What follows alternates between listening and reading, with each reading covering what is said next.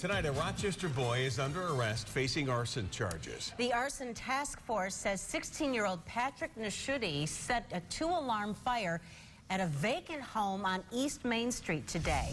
New at 11, Amy Young says the boy almost became a victim himself. She's live now at the scene. Amy?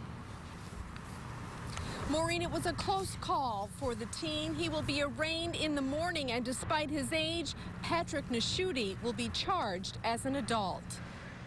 Fires spread quickly inside the third floor of this old vacant home in the 1200 block of East Main Street around 9:30 this morning. The fire was contained to the third floor of this building, but it was producing a large amount of smoke, and it's also a very large building that had several different apartments in it. Deputy Fire Chief Marty McMillan says when they arrived, they immediately called a second alarm because it was spreading quickly. In my career, I've seen a lot of fires. This was I'll call it an incredible stop. Witnesses saw several young people running from the building. That's when Patrick Nashuti was caught. This fire grew quite quickly, and he was probably close to being trapped within the fire he started.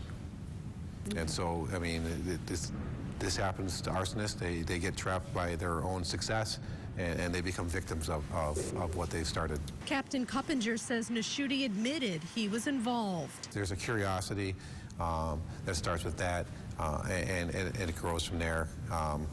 It could also stem from an abuse situation, a cry for attention, or things like that. Fire investigators are still determining if a deadly fire yesterday on Hudson Avenue is arson. A man died. A woman hanging from a second-floor window was rescued. We look at patterns, burn patterns about how things might have caught fire and how they're moving to find a point of origin. And then we talk to the occupants and say, okay, what was in the corner of the room at this point? Cuppinger says there is no reason to believe the two fires are related. And as for today's fire here on East Main, investigators are still questioning Nashuti. They say more arrests are pending. Live on East Main Street tonight, Amy Young, News 8. Amy, thanks.